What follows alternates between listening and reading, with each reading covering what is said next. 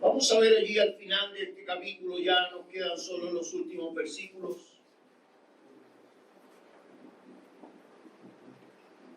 Yo le he puesto como título a este sexto sermón: la conformación de la iglesia y la dignidad del ministerio. Leemos desde el verso 28 en adelante. Y a uno puso Dios en la iglesia primeramente apóstoles. Lo segundo, o en segundo lugar, aunque yo sé que en Reina Valera algunos están leyendo la palabra luego, pero en realidad el texto originalmente en griego dice en segundo lugar, o lo segundo que puso fue profetas, y lo tercero que puso en la iglesia fue maestros. Luego, adverbio de tiempo, lo que viene, lo que sigue, luego los que hacen milagros, luego los que sanan, los que ayudan, los que administran, los que tienen don de lenguas. Son todos apóstoles, son todos profetas, todos maestros, hacen todos milagros, tienen todos dones de sanidad, hablan todos lenguas, interpretan todos. Procurar, pues, los dones mejores. En algunas versiones el texto sigue con otro párrafo que dice: mas yo muestro un camino más excelente. En otros el texto está cortado. Habíamos terminado en el sermón pasado con las palabras de Pablo diciéndonos que nosotros éramos el cuerpo de Cristo. Pablo nos dice en la unidad pasada que cada uno de nosotros forma parte de este cuerpo, es un miembro de este cuerpo, es una porción de este cuerpo. Nadie, dice Pablo, por separado es un cuerpo en particular. Necesitamos, dice, estar unidos, estar coyunturalmente apegados unos a otros para ser parte de este cuerpo. Y todos juntos, dice Pablo, somos el cuerpo de Cristo. Luego, Pablo nos dijo que en este cuerpo, donde habían diversos miembros, habían algunos que tenían honra por sí mismos, brillaban con luz propia, que en el cuerpo habían ciertos miembros que no necesitaban de reconocimiento ni de presentación alguna, porque tenían tal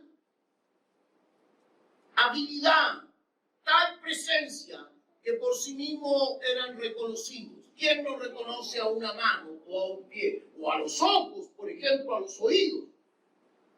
Son parte del cuerpo tremendamente reconocida y valorada. Pero Pablo va más allá y dice que en el cuerpo también hay miembros débiles. E incluso dice que hay indecorosos. Y como dijimos en el sermón pasado, Pablo tenía en mente en ese momento las partes íntimas, genitales del ser humano. Cuando está hablando de miembros indecorosos, dice Pablo, y nosotros los vestimos con más decoro. Por lo tanto, dice Pablo, a ese miembro débil, a ese miembro que parece poco decoroso, la iglesia debe procurar darle gloria, porque no tiene gloria por sí mismo. No tiene luz propia, probablemente no brilla como brillaría un ojo, un oído o una mano. Pero el cuerpo debe preocuparse de a estos más débiles, darle honor, darle gloria, hacerlos sentir honrados. Por lo tanto, la idea de Pablo es la unidad de la iglesia, y por la unidad de la iglesia se trabaja. No solo se ora, se trabaja. Nos habló de que es nuestra obligación entonces darle honor y gloria a esos que son más débiles, menos honorables entre nosotros. Interesante cómo Pablo plantea esto a la iglesia de Cristo.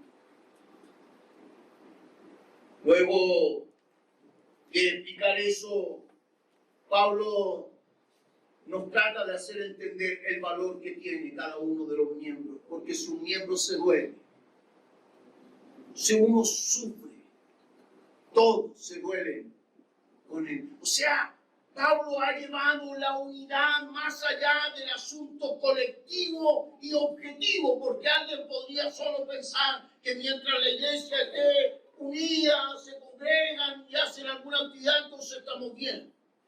Pablo llevó esto más allá y dijo que la unidad de la iglesia tenía tal valor que cuando algún miembro del cuerpo se duele, está afectado, está herido, ha sido de alguna manera pasado por una situación compleja, todo el cuerpo se duele con él. Esto es más que una unidad práctica. Esto es más que la sola funcionalidad de una iglesia. Una iglesia, hermano, no es cuerpo solo porque tenga muchas funciones. Una iglesia no es cuerpo solo porque esté lleno de actividades, porque esté el grupo de mujeres, los jóvenes, las dorcas, la música. Una iglesia no es unida solo por eso. Una iglesia solo se ve y se siente unida cuando somos capaces de otorgarle el valor que tiene cada uno de los miembros de la iglesia. Por lo tanto, entendimos a través de los consejos de Pablo que debemos erradicar de nuestra mente la idea absurda de que no importa que alguien se vaya de la iglesia. No, la hermana se va, que se vaya, total, llegan 3. Yo he escuchado esas expresiones. O cuando pensamos, no, pero si se va Pedrito, pero si Pedrito no es ningún aporte. Sobre la premisa y la base de lo que Pablo nos ha enseñado, todos los miembros del cuerpo de Cristo tienen dones. Y todos esos dones son importantes porque forman parte del cuerpo. Por lo tanto, ni Pedrito, ni Juanito, ni Alicia, ni Carmen, ni nadie puede ser arrancado del cuerpo de Cristo, porque si es así, entonces nos dolemos, debemos preocuparnos por ellos, debemos estimularnos a ayudarles, debemos estar allí cuando ellos sufren, debemos ser capaces de preocuparnos por esos miembros que se sienten debilitados, afectados, dolidos o abrumados. Ellos deben ser honrados entre nosotros. Aleluya. Porque solo así entonces somos el verdadero cuerpo de Cristo. No quisiera ir más allá en mi introducción, pero sí quisiera decirles que el cuerpo de Cristo, la iglesia, es la única forma visible de la persona de Cristo en la tierra. Así que lo que el mundo tiene que ver entre nosotros es a Cristo. Aleluya. Gloria al Señor por eso. Pero ahora, en esta nueva unidad, el apóstol Pablo da la impresión de que enfatizara de manera especial, como que Pablo categorizara ciertos dones. Cuando uno mira el pasaje, hermanos, en el verso 28 al comenzar, yo hacía la corrección en la lectura, corregía la plana mientras leía, ¿cierto? La verdad es que el texto original, el texto griego, dice primero o en primer lugar puso Dios apóstoles. Lo segundo, profeta. Y entonces es necesario que demos una mirada a esto. Porque pareciera que Pablo está haciendo una diferencia entre apóstol, profeta y maestro con los que sanan, los que hacen milagros y los que hablan en lengua. Pareciera en el texto que Pablo está haciendo una diferencia. Fíjese que comienza diciendo en primer lugar, en segundo lugar, en tercer lugar, pero luego Pablo usa un adverbio de tiempo, que es la palabra epeitá en griego, que significa o se traduce entonces, luego, después o a continuación. Es raro el pasaje. En primer lugar, en segundo lugar, en tercer lugar. Enseguida dice, epeitá, a continuación. Es como hay tres que son especiales y los demás, bueno, los que sanan, los que hacen milagros, los que hablan en lengua. Pareciera que hay una distinción en el pasaje, pareciera que hay una aparente diferencia. Por lo tanto, yo quisiera, por medio de este último sermón de la serie Los dones del Espíritu Santo, el capítulo 12 de Corintios, poder explicar en esta unidad bíblica las implicaciones teológicas que hay con respecto a este pasaje. Existen en este pasaje dos aparentes contradicciones. Y yo me quiero concentrar en mi sermón en tratar de explicar estas dos aparentes contradicciones. Hay varias cosas que se podrían hablar del pasaje, que lamentablemente por razones de tiempo, que la Junta Administrativa me tiene acotado por los minutos del sermón, por razones de tiempo, hermano, no puedo explicar, pero quiero concentrarme en estas dos aparentes contradicciones. La primera es esta aparente categorización de los dones. El primero, el segundo, el tercero, y los demás. Y la segunda aparente contradicción que aparece en esta lectura, ¿cierto? Es que el apóstol recomienda procurar los dones mejores, o procurar mejores dones, dicen otras traducciones. Y es extraño, hermano. Es extraño porque el mismo capítulo 12, en el versículo 11, ya Pablo antes nos había dicho que el Espíritu Santo había repartido soberanamente como Él quiso.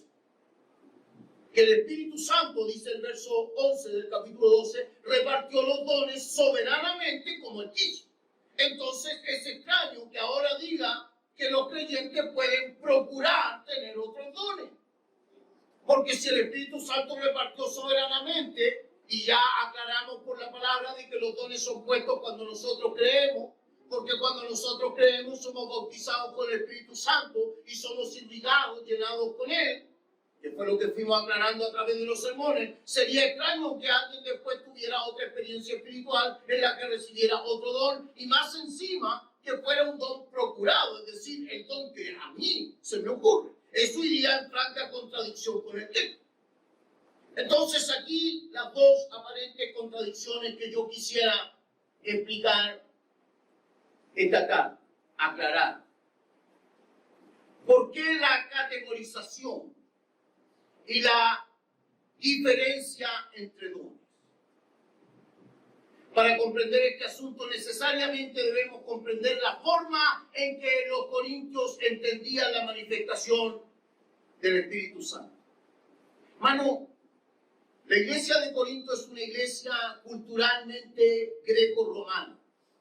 Yo a través de algunos sermones he explicado cómo influenció la cultura griega y romana en la mentalidad de estas personas. ¿Qué pasó? Que una de las influencias más potentes dentro de la cultura griega o greco-romana era, por ejemplo, reconocer a aquellos que tenían la habilidad del discurso. Esa era una cuestión fascinante, sobre todo para los griegos. La gente de influencia griega tenía una fascinación, hermano, por el discurso, por la capacidad de hablar, por la oratoria, por esta cosa, hermanos, de la glosolalia. Era una fascinación que tenían los griegos por seguir a esos maestros que hablaban, que podían generar todo un discurso acerca de, no sé, las piedras, el agua, la creación, la ley, el hombre, su naturaleza, su freno, sus virtudes. Eso nos fascinaba. Y por otro lado, especialmente los romanos, estaban fascinados con las fuerzas que producían los milagros. Las cosas sobrenaturales fascinaban mucho a los romanos. No eran tan intelectuales a lo mejor como los griegos, tan de filosofía, pero se fascinaban con las cosas portentosas. De hecho, ellos se construyeron a partir de la cosa portentosa, grande, virtuosa. Y eran fascinados por un hierofontes, hermano, un sacerdote del tiempo de los cultos paganos, en tiempos de Pablo. solo tenía gran reputación si se comenzaba a decir alrededor de él que era un hombre que había hecho milagros. Si se sabía de un hierofontes, de un sacerdote de culto pagano que hiciera algún milagro o que hubiera hecho algún milagro, eso ya era tremendo. La gente comenzaba a seguirlo, era el gran maestro. Esas eran las fascinaciones de la época, hermano. Y fíjese que esto no es extrabíblico, esto está también en la Biblia. Yo quisiera invitarlo a que busque por favor en el libro de Hechos en el capítulo 8, versículos 13 al 18, por favor. Aquí tenemos un buen ejemplo de la fascinación que la gente tiene por la cosa milagrosa.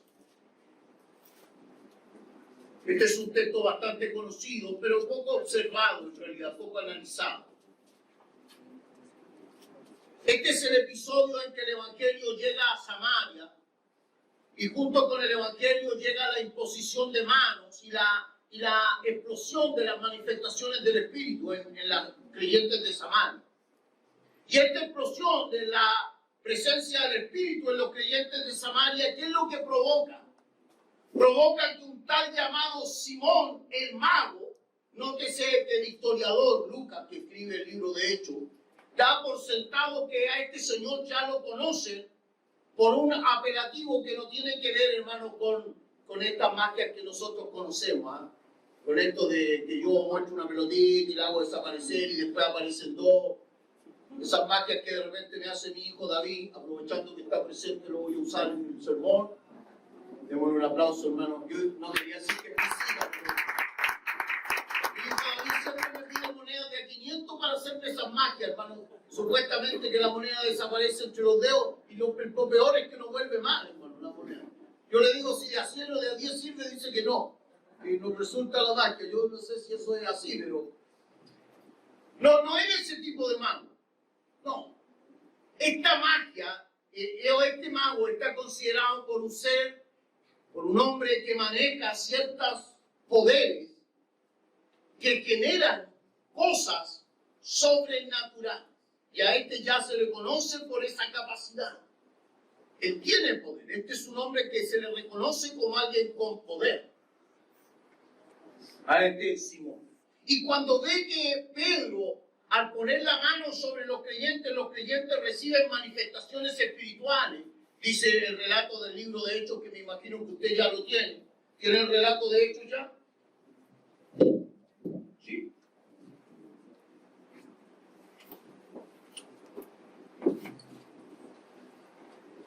Vamos a ver entonces el libro de Hechos, capítulo 8.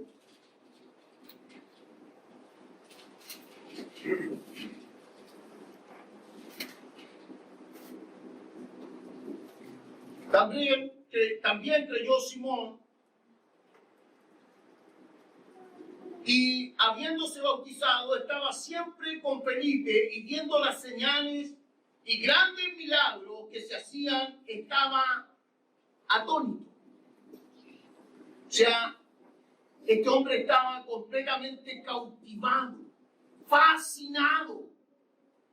Estaba su mente pegada en los milagros portentosos que los apóstoles hacían. Y mire lo que dice el 18.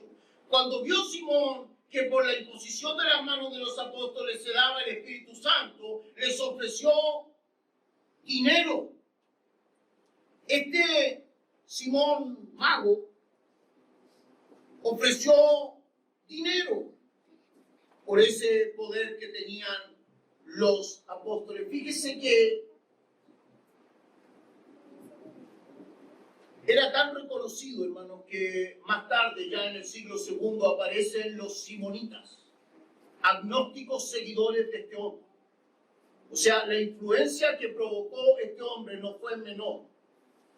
Lo que pasa es que a veces leemos los relatos bíblicos y pasamos por alto ciertos detalles, pero en realidad esto nos demuestra que en ese tiempo estas artes mágicas, la capacidad de tener poder, la capacidad de la oratoria, del discurso, sobre todo filosófico, religioso, eran cosas tremendamente llamativas, tremendamente cautivadoras. Incluso circula, hermanos, a propósito de Simón el Mago, circula un texto apócrifo que es una carta de Pedro, en la que se relata que Simón el Mago voló ante Nerón. Voló para demostrar su poder, voló ante él. Y solo con una oración de Pedro este hombre pudo caer a tierra. Yo no puedo decir si eso sea así o no, pero circulaba entre las cartas apócrifas de aquella época. Es decir, de alguna manera yo trato de demostrarle de que esta gente que estaba involucrada en las artes mágicas y en esta cosa sobrenatural era algo muy común en la época de Pablo. Entonces, ¿qué está haciendo Pablo? Pablo no está tratando, hermanos, de categorizar los dones. Lo que Pablo está haciendo es tratando de enseñarle a la comunidad de Corinto que la espectacularidad no tiene cabida en la manifestación espiritual. Que toda la cosa espectacular, que todo aquello que llama la atención, que todo aquello que se vuelve fantástico, que llama a la popularidad, que amontona gente, eso no tiene cabida en el actuar de una verdadera persona que está siendo movida por el Espíritu Santo de Dios. Eso es lo que Pablo está tratando de corregir. Está enseñando a la comunidad de Corinto que una congregación debe saber dar la dignidad que le corresponde a aquellos dones que tienen mayor edificación en el cuerpo de Cristo. Cuando Pablo dice que Dios en la iglesia puso primeramente apóstoles, en segundo lugar profetas, en tercer lugar maestros, no está diciendo que esos dones sean ni especiales ni superiores. Lo que le está diciendo a los corintios que esos dones traen mayor edificación porque son dones que tienen una administración directa relacionada con la palabra y la revelación de Dios.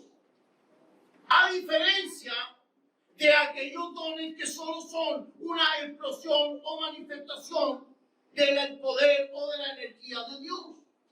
Lo que Pablo está poniendo en la balanza ante la iglesia es: hermanos corintios, no tiene sentido que ustedes procuren que en cada culto haya una sanidad, un milagro, uno hablando en lengua, otro llorando y saltando. No tiene sentido.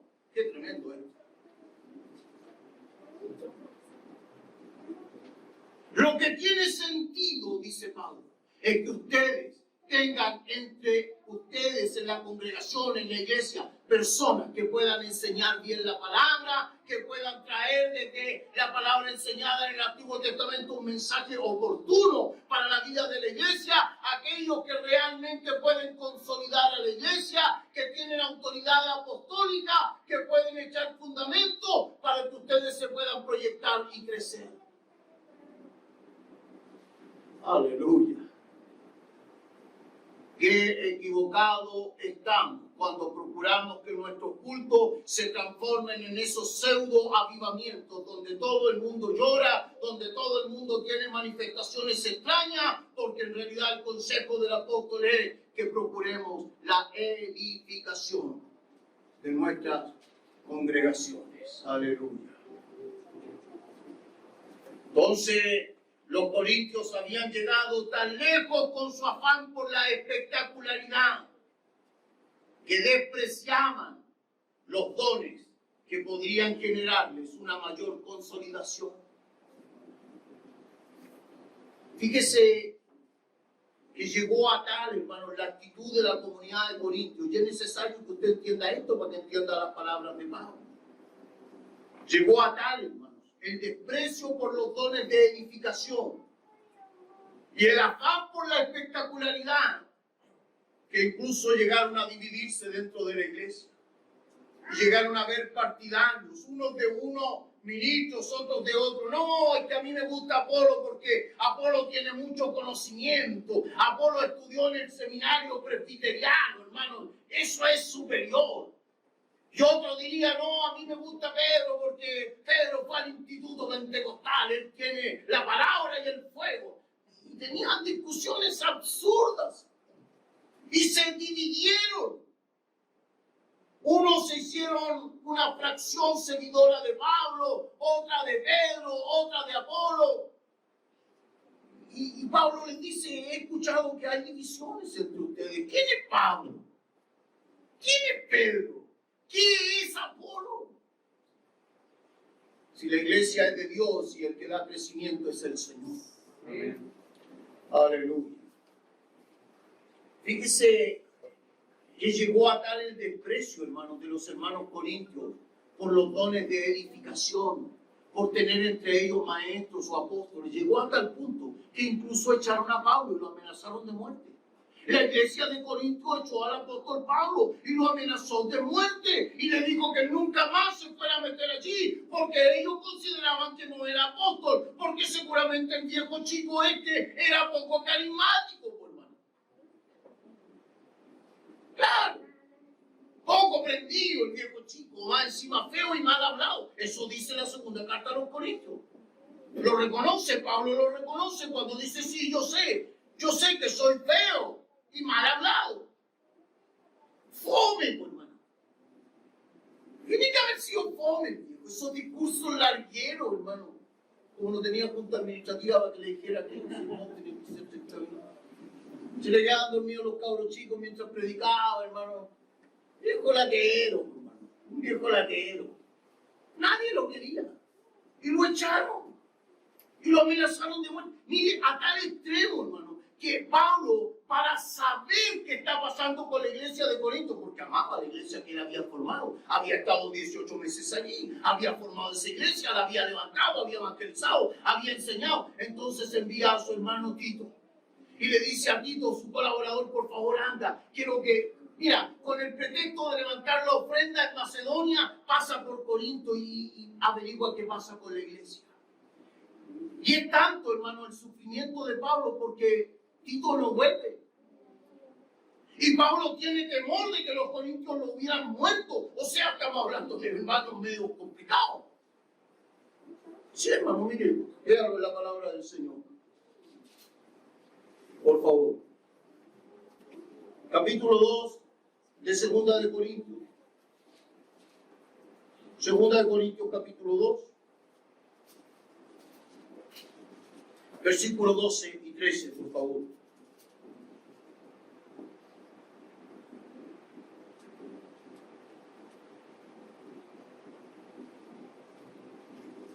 Cuando llegué a Troas para predicar el Evangelio de Cristo, aunque se me abrió puerta en el Señor, o sea, tuve grandes oportunidades de predicar, no tuve reposo en mi espíritu, por no haber hallado a mi hermano Tito, que ya debió haber vuelto, porque estamos en noviembre cuando se escribe este párrafo.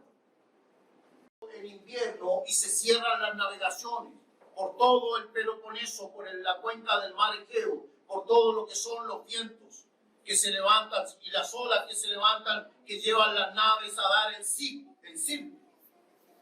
Es decir, a encallar en esas grandes dunas de arena que están sumergidas a pocos centímetros del nivel del mar, que están frente al Peloponeso.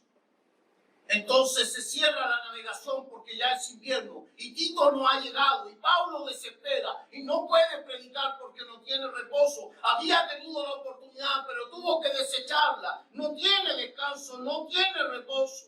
Mi hermano Tito no llega. Así, despidiéndome de ellos, partí para Macedonia. No aguantó Pablo y entonces comienza a hacer un recorrido por tierra que es tremendamente extenso y peligroso, porque él quiere acercarse hasta la región de Acaya. Necesita saber qué ha pasado con Tito, está desesperado. Los hermanos corintios habían causado en el corazón de Pablo un tremendo sufrimiento, porque ellos lo que querían era la espectacularidad. A veces ocurre con ciertas iglesias, hermanos, que entran en un afán desmedido por las manifestaciones carismáticas espectaculares. Siempre quieren estar en esos cultos donde parece, entre comillas, que se manifiesta cuando no se manifiesta la presencia, hermanos, se van para casa. Oye, estuvo fome el culto, ¿eh? No, parece que el Espíritu Santo no está. Cuando la palabra del Señor es predicada, hermano, el Espíritu Santo está edificando. Amén. Aleluya, está enseñándonos. Miren, hermanos, por favor, 2 Corintios capítulo 7, versos 5 al 7.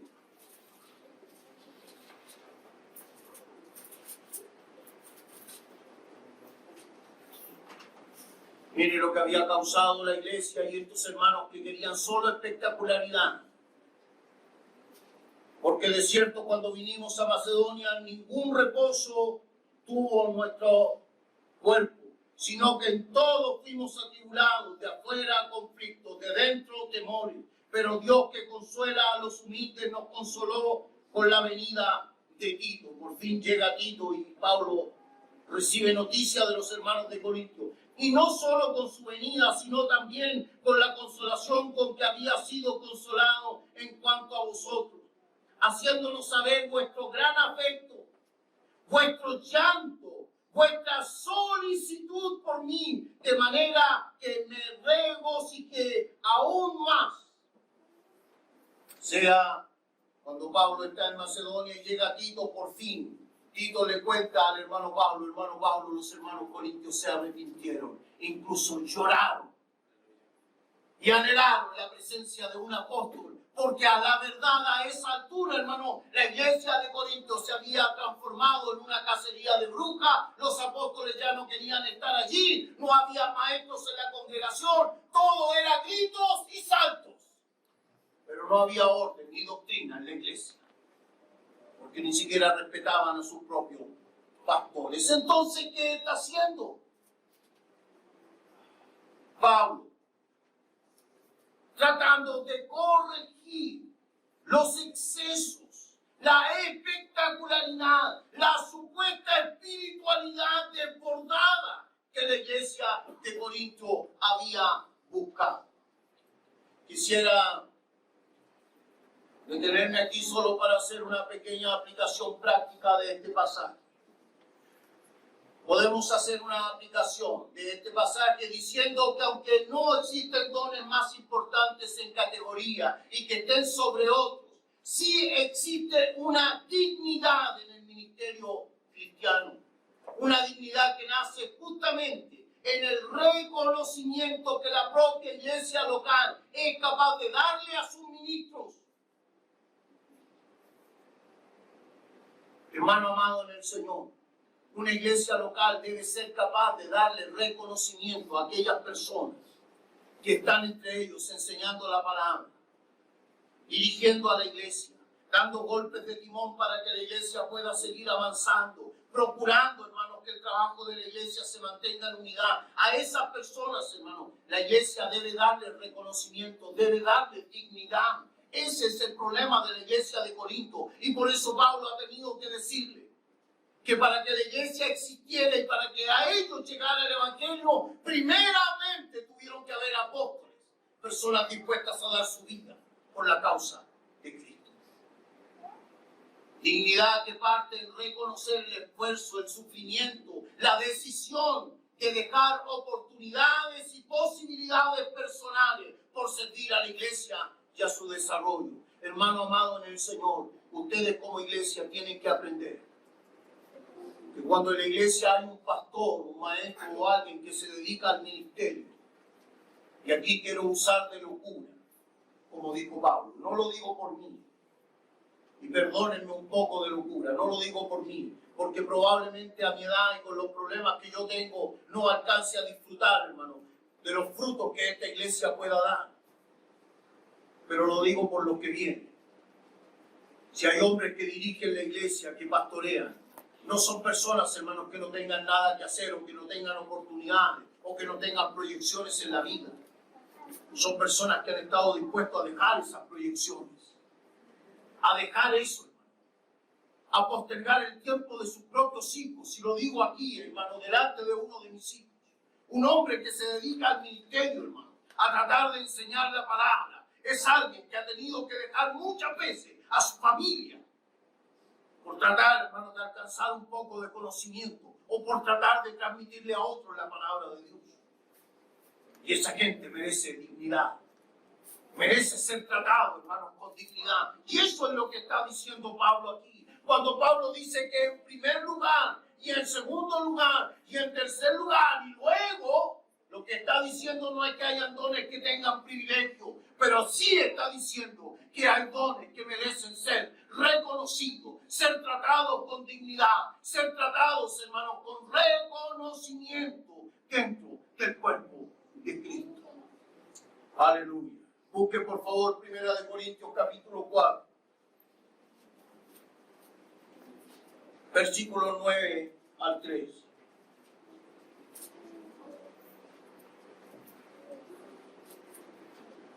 Porque según pienso, Dios nos ha exhibido a nosotros los apóstoles como postreros, como a los sentenciados a muerte, pues hemos llegado a ser espectáculo al mundo, a los ángeles y a los hombres. Nosotros somos insensatos por amor de Cristo, mas vosotros prudentes en Cristo. Nosotros débiles, mas vosotros fuertes. Vosotros honorables, mas nosotros despreciados. Hasta esta hora padecemos hambre, tenemos sed, estamos desnudos, somos abofeteados y no tenemos morada fija. Nos fatigamos trabajando con nuestras propias manos. Nos maldicen y bendecimos. Padecemos persecución y la soportamos. Nos difaman y rogamos. Hemos venido a ser hasta ahora como la escoria del mundo, el desecho de todos. Pocas veces, amado hermano en el Señor, pocas veces se dicen cosas buenas de un pastor, de un ministro, de un maestro de la iglesia. Pocas veces. Y usted ni siquiera se imagina lo que significa la tarea del ministerio. Parta por solo pensar lo que significa para un hombre o una mujer, porque ambos pueden enfrentar el ministerio, el tener que tomar la decisión, hermano, de dejar sus proyecciones personales, sus trabajos, sus posibilidades en la vida, incluso, hermano, incluso en países como los nuestros, muchos de nuestros ministros, hermano, arriesgan pasar una vejez indigna, miserable, porque como en las iglesias no existen formas de previsión para los pastores ancianos, entonces generalmente las iglesias ni siquiera pueden jubilar a sus pastores, solo se olvidan de ellos cuando el viejo ya no puede más. Eso es lo que está diciendo Pablo. Cuidado, hermanos corintios. Cuidado. Es probable que tengamos un minuto de felicidad mientras gozamos de la espectacularidad de las manifestaciones carismáticas, del hablar en lengua, del sanar, de los milagros, del llanto, del griterío y de la catarsis que podemos vivir en el culto. Pero una iglesia solo se sostiene en el tiempo cuando hay hombres que están dando su vida para que siga manteniéndose la doctrina, para que siga enseñándose la palabra, para que siga habiendo, hermano, golpes de timón. Kubernesis es la palabra que usa Pablo para los pastores. Hombres que golpean suavemente el timón, la caña que dirige la pequeña embarcación, para que ésta siempre se mantenga en el rumbo. Para esos hombres y mujeres, hermano, necesitamos que la iglesia haga esfuerzos de dar honor y dignidad a ellos. Aleluya. Lo segundo que quisiera destacar de este pasaje, que es la segunda aparente contradicción. ¿Por qué Pablo sugiere que debemos anhelar los mejores dones?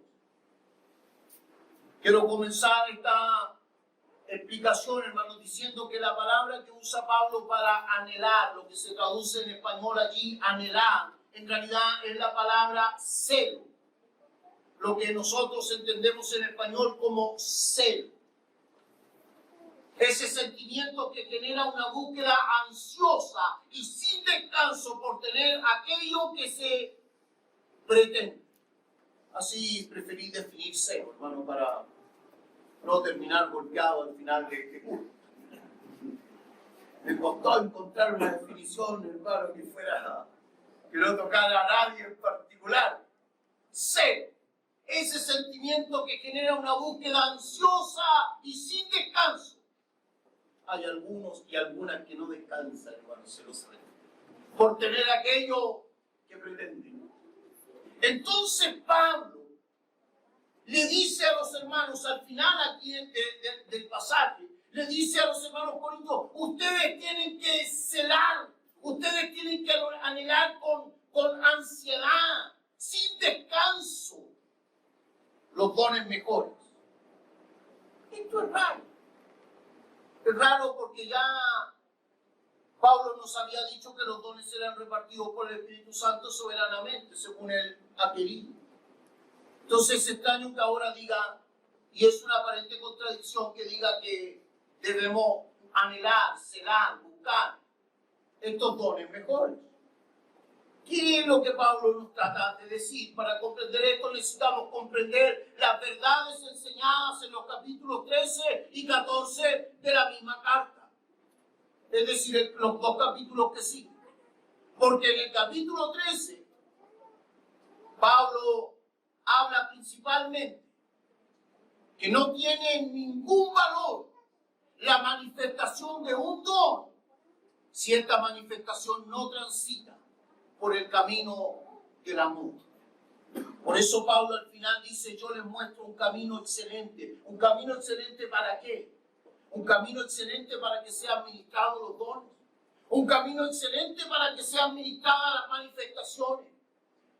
Hermano amado en el Señor, no es posible que en una iglesia existan manifestaciones que provoquen herida, que provoquen dolor, que provoquen discriminación en la vida de algún creyente. Porque la manifestación de un don siempre, dice Pablo, debe transitar por el camino del amor. Ese es el motor, ese es el factor que motiva, que genera, hermanos, que nosotros seamos ministradores para otros. El amor. Entonces, Pablo dice que la manifestación del Espíritu Santo de Dios siempre debe estar enmarcado en ese amor que nosotros sentimos por nuestros hermanos. Pablo quiere que los corintios recapaciten sobre el fundamento y principio de relación por excelencia que debe tener todo ser humano, especialmente dentro de la iglesia. Este amor los corintios lo habían perdido, hermano. Lo habían perdido al punto, hermano, de que discutían acerca de la legitimidad que podía tener un apóstol. Habían perdido de vista, hermano, este camino. Lo segundo que Pablo destaca es en el capítulo 14, hermanos. Ese afán por la espectacularidad. Entonces Pablo les dice, mire, no sirve de nada. No tiene gran valor que nosotros hablemos de lenguas en el culto.